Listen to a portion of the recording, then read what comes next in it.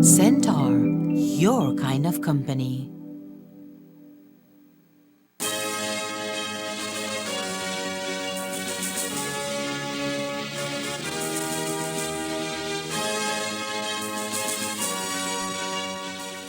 Tonight on Ctv3 News, crocodile spotted in the low waters of the Corozal Bay.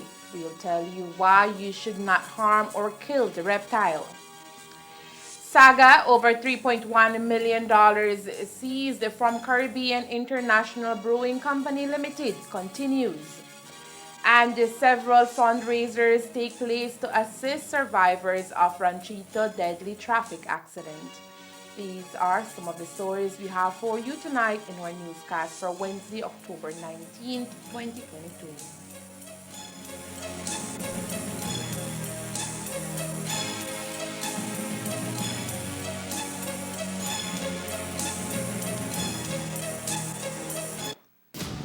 Ever since I was a kid, I've dreamt of going to Mars.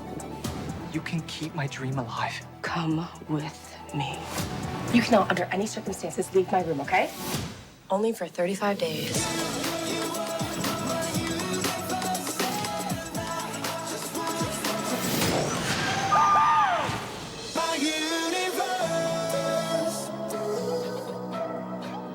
Enjoy your favorite HBO original series and movies with Centaur, your kind of company.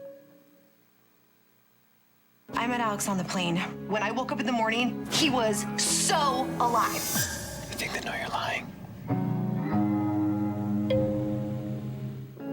Enjoy your favorite HBO original series and movies with Centaur, your kind of company. Do you want quick cash for your gold? Then take advantage of Monica's Pawn Shop's big loans on gold, and our guaranteed low rate of only 10% on all pawn jewelry. But it doesn't stop there. We also pawn TVs, buy scrap gold, and pawn vehicles that you can still drive. Visit Monica's Pawn Shop today in our Belize City location at number 128 Cemetery Road, our Belmopan location at number 5 Garden Plaza, our Orange Walk location, number 2 Belize Corozal Road. Give us a call at 207-0970 and get more money for your gold jewelry.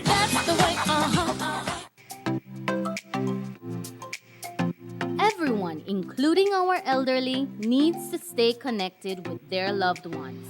With Smart's Golden Citizen broadband program, senior citizens can sign up for 10 megabytes of unlimited internet at a low monthly cost of $25. Citizens over 65 can sign up with a valid ID and receive free installation plus 1 month free on selected broadband plans. Visit a Smart showroom near you for more information on how you can enjoy Smart's Golden Citizen broadband program. Smart, bringing people together.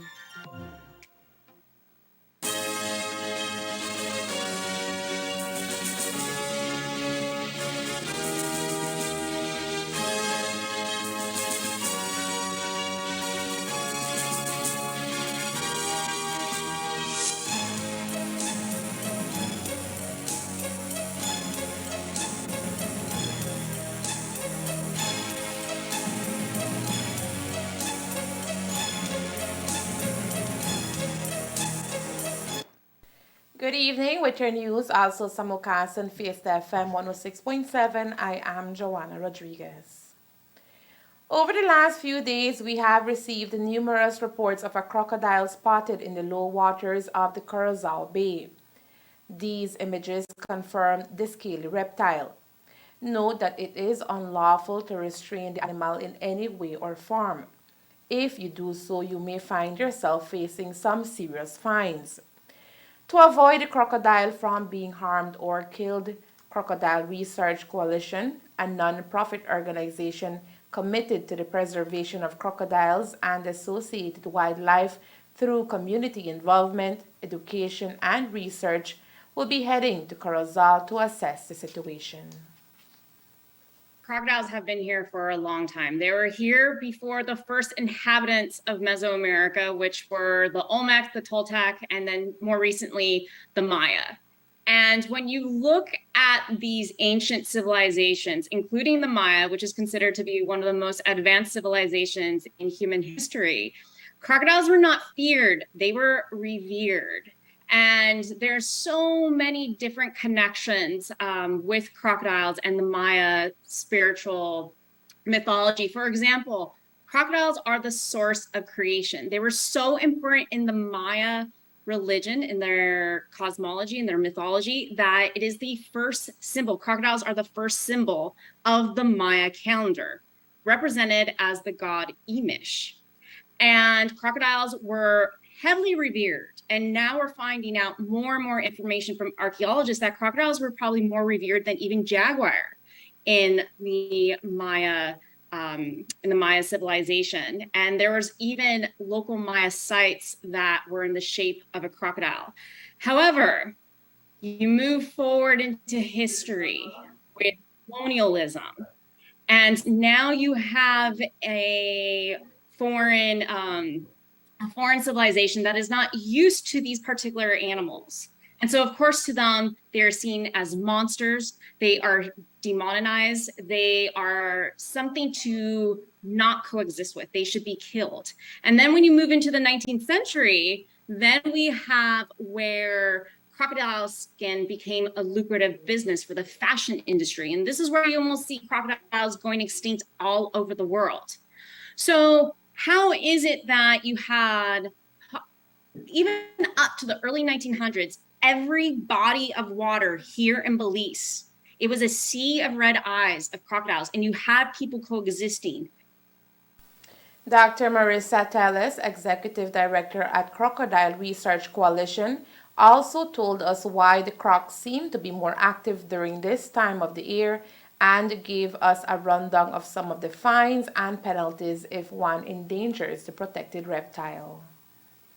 We are coming up tomorrow with Forest Department. The rescue, because it very much seems like it is a rescue. The animal that we have seen pictures of does look emaciated. Now, a few years ago, we did rescue a crocodile that had similar symptoms. Unfortunately, that animal passed away. And we have to say, you're not too far. Corozal's not too far from New River. And the Crocodile Research Coalition, we have been conducting research for the last several years about the pollution issue that is affecting the health of the environment of New River, which also is looking at how the pollution is affecting the health of crocodiles. Since we were seeing crocodiles, they're turning white, they're becoming highly emaciated, and we're just utilizing crocodiles as a sentinel species to illustrate how pollution is impacting New River. So it's very possible that this sick crocodile is a crocodile from New River that was kind of trying to get out of its unhealthy environment and has now found itself in Corozal. Forest Department right now is updating the regulations, and they actually have updated the regulation in regards of fine. So if anyone is found with any type of animal part, or such as, a crocodile head, crocodile meat, crocodile teeth, as well as killing the animal, the fine is up to $10,000 Belize. Now you know the next time you spot a crocodile, it is in your best interest to contact the authorities to take over the matter. Crocodiles are endangered and they can't be freely hunted or held in anyone's possession, whether alive or dead. The saga over the $3.1 million seized by authorities last 2 Thursdays during a 2-day multi-agency raid at Caribbean International Brewery Company Limited, located in Carmelita Village, Orange Walk, continues. But there was no hearing today. When the media arrived at the Orange Walk Magistrates Court to continue listening to the application case filed by the Financial Intelligence Unit to keep CIB's confiscated funds under lockdown for 3 months or until they complete their investigation as to the proceeds of the monies, we were informed that there would be no case today. We understand FIU's attorney Godfrey Smith and the CIB's attorney Dean Barrow were a no-show in court today since things did not end well during Monday's proceedings. We are told that things escalated on Monday when FIU attorney requested the submission of what he considers a very important piece of evidence. However, CIB's attorney Dean Barrow objected to the submission of the evidence, and that is when things got heated, causing Magistrate Deborah Rogers to adjourn the day's proceedings and reserve her decision on whether to accept the evidence until a further date. We will keep following the story and bring the updates as they unfold. The police department is currently investigating a case on the island of San Pedro where an island resident lost $23,000 to a local contractor. Police formally arrested and charged 32-year-old Mark Alexander Botes for obtaining property by deception. The 32-year-old contractor was arraigned at the San Pedro Magistrate on Friday, October 14th, and was offered $5,000 bail, which he could not meet. As a result, Botes was remanded to the police central prison, but soon he was able to meet bail and now awaits his next court date scheduled for November 17, 2022. Reports indicate that Marina Assi contracted Botes to build a family house in the Secret Beach area of San Pedro. Assi reported the matter to police after she verified that the construction was not making any headway, which by this time Botes had already collected $20,000. Reports from the San Pedro police formation confirmed Assi's story to be factual. Botes reportedly received $3,000 for the house plan. Thereafter, Botes was reportedly paid $5,000 to build a storeroom on the property. Final reports are that he was paid $15,000 to purchase material for the house foundation.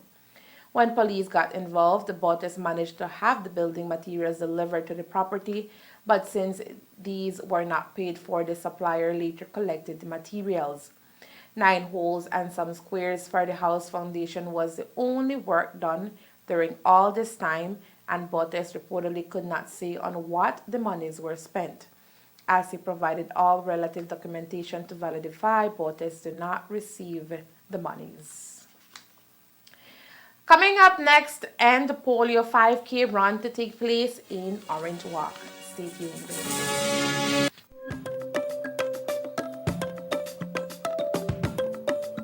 What is Amnesty 2022? An opportunity for undocumented immigrants living in Belize. Belize wants to help you to live freely and continue contributing to those communities you and your family now call home by offering a pathway to permanent residency. Why should you apply? In doing so, you remove barriers and reduce the difficulties faced living as an undocumented immigrant. Applying is easy. Go online to www.immigration.gov.bz for more information.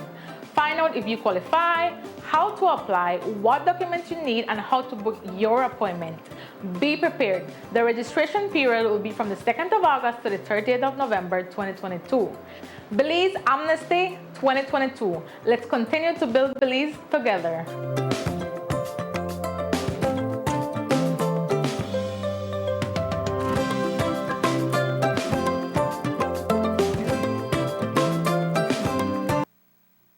Start your engines now for the National MSME Roadshow, geared towards building the resilience of MSMEs and developing a national MSME directory. Sign up for this 3-day event filled with intensive boot camps, presentations, MSME support and formalization clinics, pop-up shops, and more to help you develop and promote your business. The National MSME Roadshow will be in Corozal starting August 24th, Orange Walk August 31st, Belize City September 7th, Punta Gorda September 14th, Key Cocker September 22nd, Belmopan September 28th, San Ignacio and San Helena on October 5th, Dangriga October 12th, Placencia October 19th, and closes in San Pedro from October 26th. Learn more and sign up for the National MSME Roadshow by visiting the Beltrade Facebook page or call or WhatsApp us at 613-5139. And let's get your business on the road.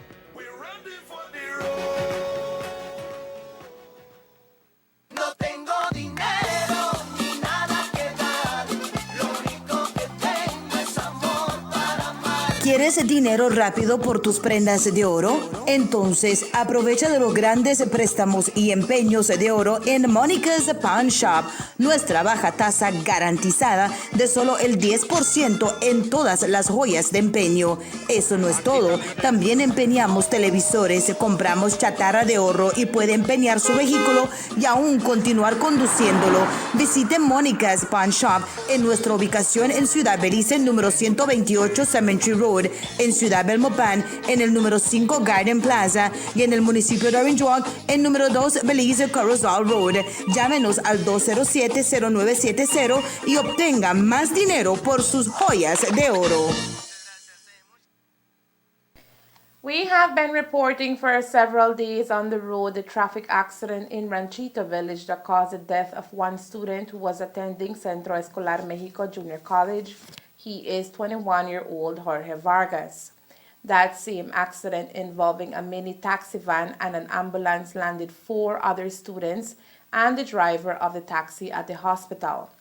Tonight, they remain hospitalized and with medical expenses mounting. The Corozal Southwest Taxi Association organized a dollar drive yesterday in front of Escuela Secundaria Técnica Mexico in San Román, Corozal.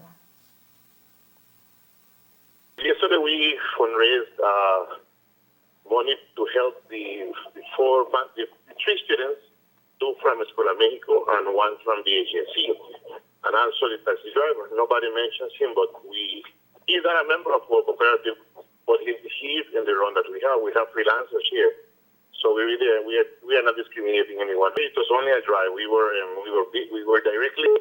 We had announced it from the day before in my Facebook page that we were going to be asking for donations. You know, we had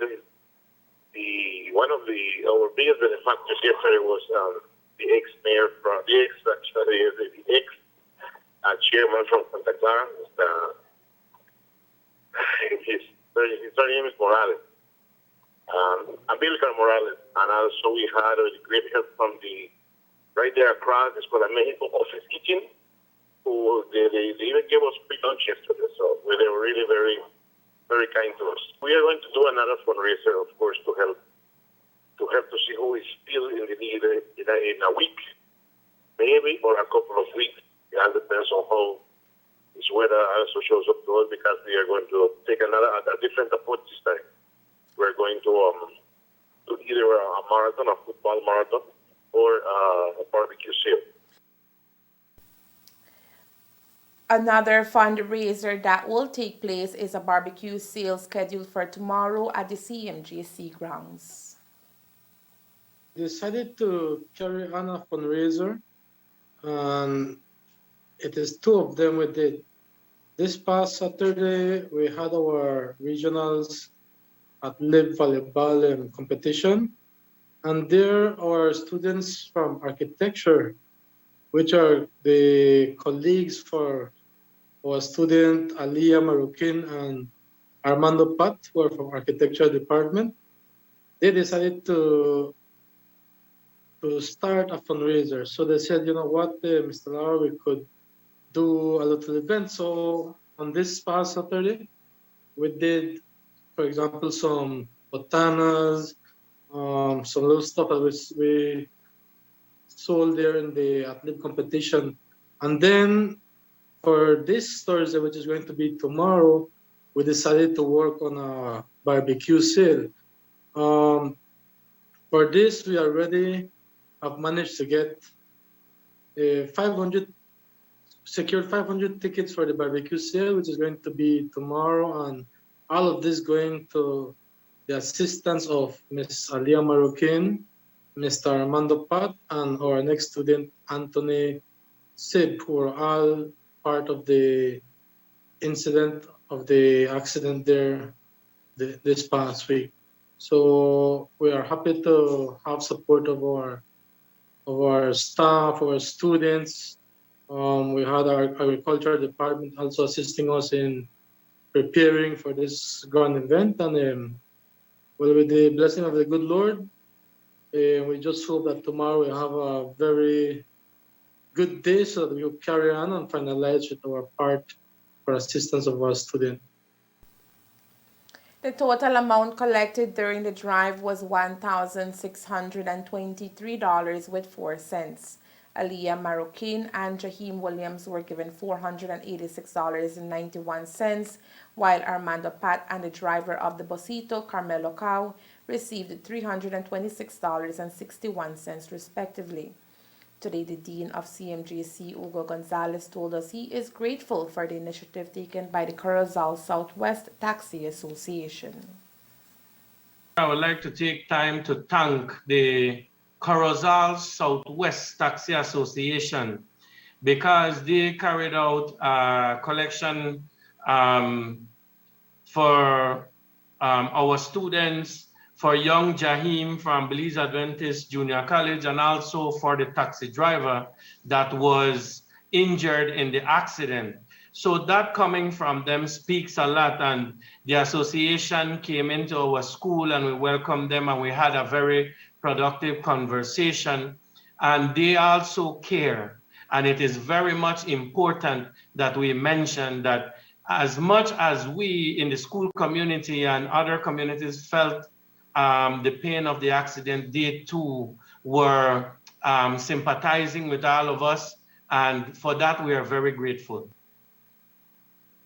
If you would like to contribute towards the medical bills of the patients, you can contact teacher Samir Lara at telephone number 628-4191.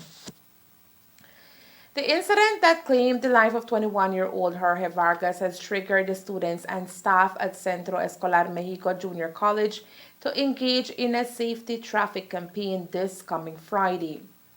Dean Hugo Gonzalez, Centro Escolar Mexico.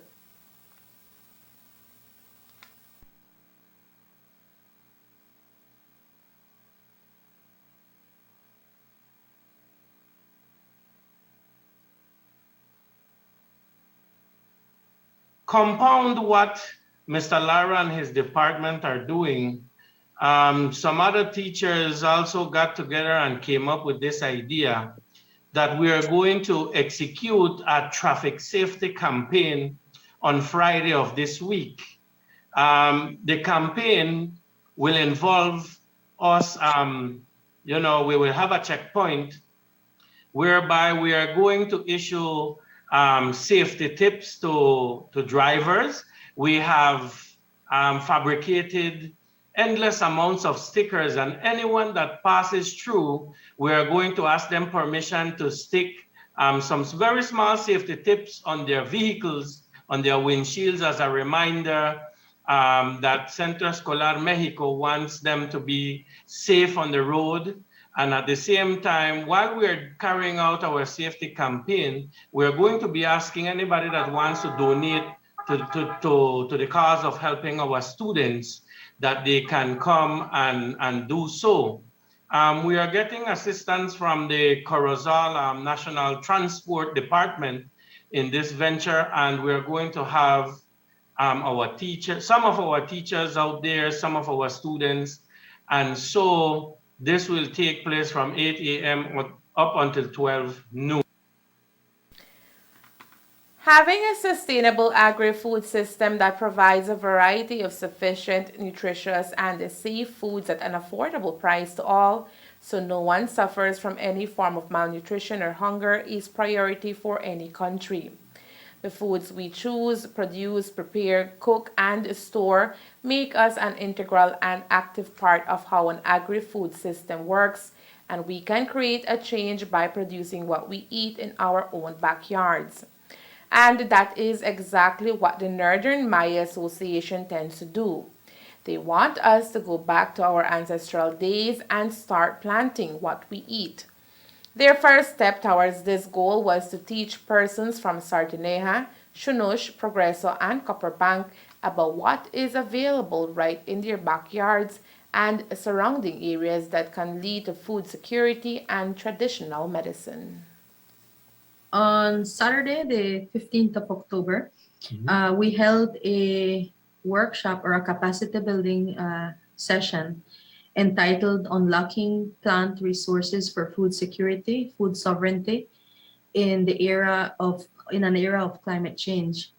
And we also held the same workshop on Sunday, the 16th of October, in the village of San Lazaro for individuals of Corozal district as well and the Orange Rock district. So what this workshop or capacity building sensitization was basically about was it served as a knowledge sharing platform for our members who attended the workshop to learn a bit about the plant resources that are all around us in our jewel Belize. No, we know that we are rich with flora and fauna, and what we don't always know is the uses of plants, or the traditional uses of plants. As indigenous people of northern Belize, we sometimes hear about un curandero, or a traditional healer. And sometimes when the scientific medicine doesn't work, we turn towards going to traditional healers, no? And so this sensitization touched on a lot of that topic, but it also touched on the topic of food security, which has to do with high quality foods that are accessible in the country. And we spoke about the role of government within food security, the role that we play in food security as well. And we were able to get collaboration from the Pesticide Control Board and the Ministry of Agriculture to give us a bit of insight as well on what their role is when it comes to having food security and food sovereignty within Belize. The sensitization sessions were held to coincide with World Food Day that was celebrated on October 16, 2022, under the theme Leave No One Behind. It is funded by the Global Environmental Facility. And through this capacity building and through this knowledge sharing, we basically wanted our members, both young and old, because we had a mix of participants in terms of age range. And so we felt that we hit the nail on the head when it comes to transmitting certain type of information to especially the younger generation, who surprised me a lot because they knew how to identify certain types of plants. They were very much in touch with knowing what are some of the effects and causes of climate change. And they were very receptive when it came to coming up with innovative ideas and solutions of how we can do our part in basically adapting to some of the changing weather or changing climate that we have seen over the years, and being a resilient northern community. A second sensitization session was held in San Lazaro on Sunday at the San Lazaro RC School and saw the participation of persons from Cristo Rey, San Joaquin, and Caledonia from the Corozal district, and the San Lazaro Trail Farm, Ewe Creek, and August Pine Ridge from the Orange Walk district.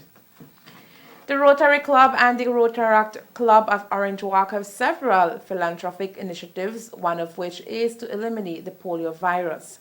Today, polio is still present in 3 countries, so in order to raise funds to fight the virus, the Rotary Club has organized an event titled End Polio 5K Run. For the last 5 years, the Rotary Club of Orange Walk has been doing the End Polio 5K Run. Normally takes place on early Sunday morning in commemoration of the Polio Day. The Rotary International Club has identified the 24th of October as the official Polio Day. But this year is going to drop on a Monday, so we're doing the Polio Run on this Sunday, which is the 23rd, which is this coming Sunday. How can we sign up? Well, we ask that you get in contact with any Rotarian member. You can do so via our Facebook page. And then if you contact us, there's 2 numbers on the flyer. You can contact me directly at 621-4999, and then I will give you the link. We have a Google link that you can register yourself, and then you basically just let us know your name, your phone number, and then you let us know the level of contribution financial contribution that you're going to give towards the polio eradication program. You were telling me a short while before that you also have a program for stuffed toys also related to the polio funding. Yes, we have 3 beautiful stuffed toys, Rotary stuffed toys that have been, it's also part of the polio movement. We have them available for a contribution of $25. So if you do $25 contribution, you can get a stuffed toy. We have a beautiful giraffe, a beautiful tiger, and a beautiful frog. Your last message to our viewers this evening? Well, we just want to reach out to the Orinja community. We urge that you support our movement. It's all about raising funds, and please keep in mind all the funds raised are going to go towards the End Polio movement. We hope that you'll show up there. We have 15 people that have registered, but we hope we get at least 50 runners out there. So we look forward to seeing you there, Orinjaqueños. You'll be running? Yes, I will, of course, of course. All funds are donated to the End Polio Now Fund. Today, Minister of Education, Culture, Science and Technology, Francis Fonseca, participated in the victory rally for the Belize High School robotics team that secured gold medals for Belize at the first Global Challenge. At the rally, Fonseca expressed his teeming pride in the students and their teachers and reiterated the ministry's commitment to advancing science and technology across Belize's education system. The first Global Challenge is a yearly Olympic-style robotics competition organized by the International First Committee Association. The challenge promotes science, technology, engineering, and math, STEM education, and careers for youth. And that's the news. We invite you to join us for another newscast on Thursday, October 28th here on Ctv3 and Fiesta FM 106.7. Remember that to read a text version of the news, you can visit our website at ctv3belizenews.com. You can also log on to our Facebook page for current stories at facebook.com/ctv3belizenews or our YouTube channel at Ctv3 News BZ. Remember to wash your hands and remain safe. From all of us here at Ctv3 News, thank you for watching and listening. Good night.